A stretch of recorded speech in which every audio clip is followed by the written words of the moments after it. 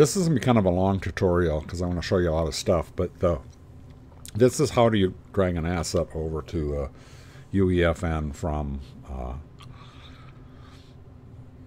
whatever project you got it in Unreal Engine. Anything in the 4.27 to 5.4 I know work. So if I look at it, first of all, you're going to get something you want to drag over. Alrighty. So I know I'm going to go drag over. We'll go into the maps here. Oh, what map should I go into? City, maybe? Yeah. Yeah, I'll show you a kind of complicated one. Suburbs, I think it is. Where's my city park? Small town, city park. Okay, so I'm going to go in the city park here real quick. It'll take a while to load it up. I should have done this earlier. But I'm copying things. And when you copy things, you don't copy them from the outliner. Well, because it's not in the same project. If you're copying, you can copy from the outliner between projects in the same, or between maps in the same project, but you can't copy them to a whole new project.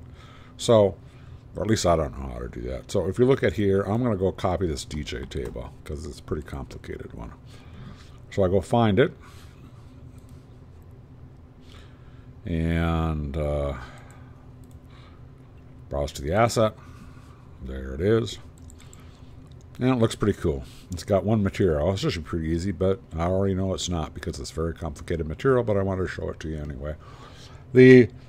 So I'm going to move this over to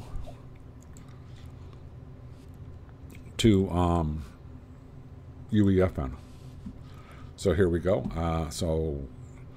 Again, so how do you do that? Well, if you're selecting just a single asset, you right-click, you're going to use the Migrate tool, and then you go up to Asset Actions, and you say Migrate. So Migrate's a key word here. If you were going to go say, I want to take this whole folder here of meshes, you'd click the folder, and Migrate would be on the first. You don't go to Asset Actions because there's more than one asset.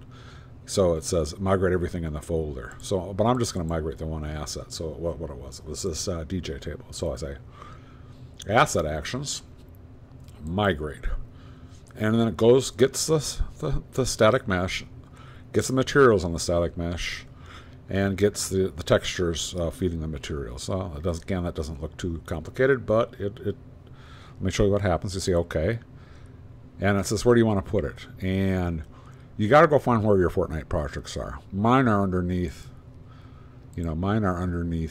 users, Mojo, documents, Fortnite projects, and yours are probably somewhere like that too as well.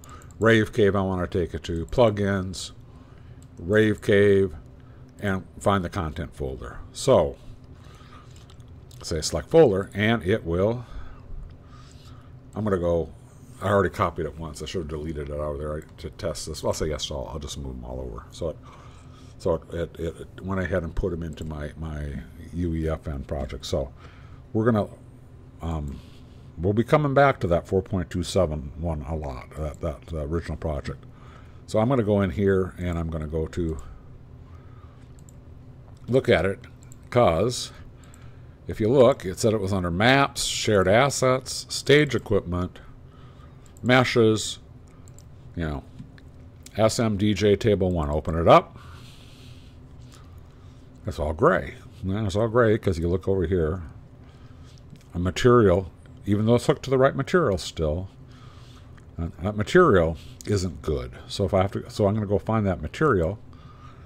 So there's the material. So let's open up the material. And, it looks, there's no parent material or anything. And so does that look like what we just brought over? Well, let's go look at it. Let's go look at the mesh. Let's go look at the material.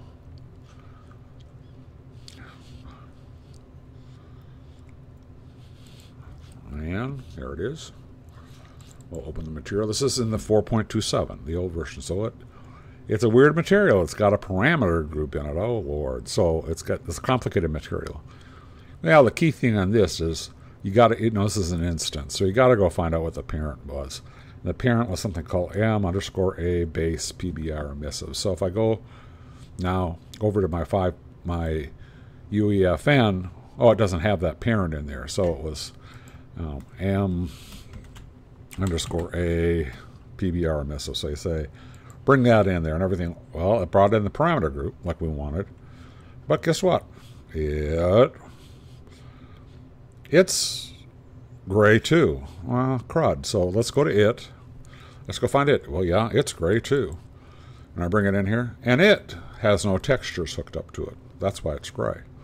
So then you have to go back to 4.27 and go find this baby. Go find it in the... Here it is.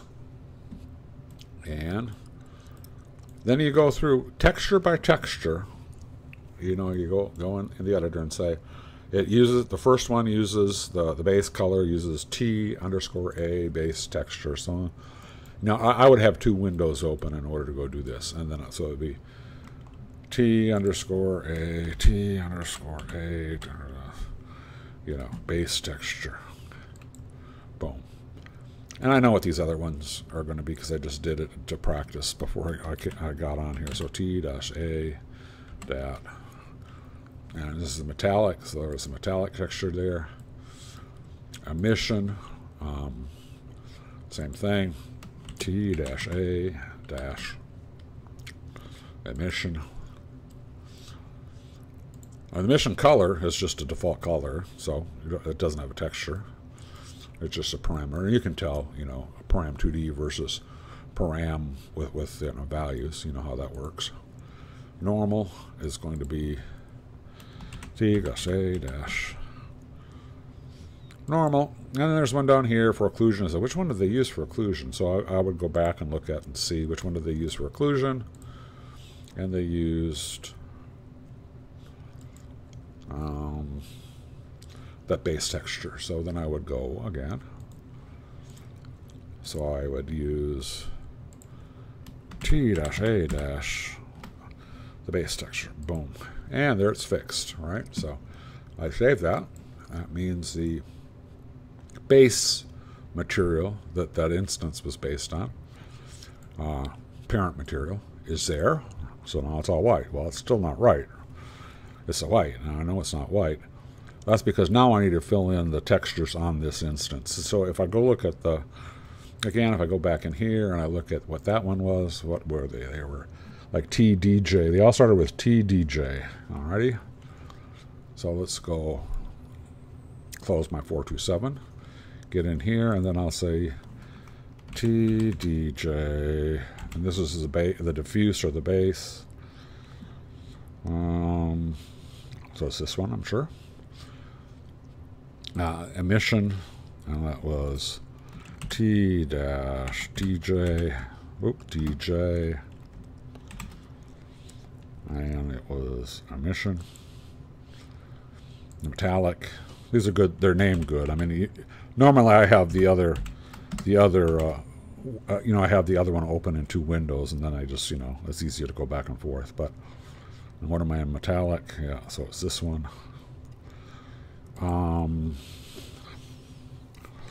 T-DJ, the normal.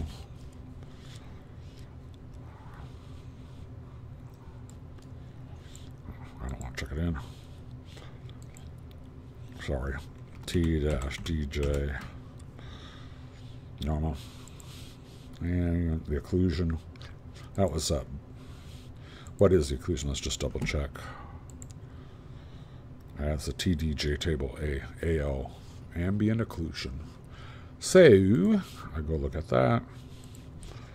T-DJ. That's this baby right here. I got it. Oh, so I've got the material there. So I say save. So now I've gotten the base material done. I've gotten the material instance done. The static mesh now looks good because it's not a gray material anymore because I fixed up the material that was based on a parent material. And if I put it into the Rave Cave, it would look just fine. And I just will do that to show you. So there it is. That looks nice. I may use it. But that's the that's a process. Long video, but you learned a lot, and I hope, or not.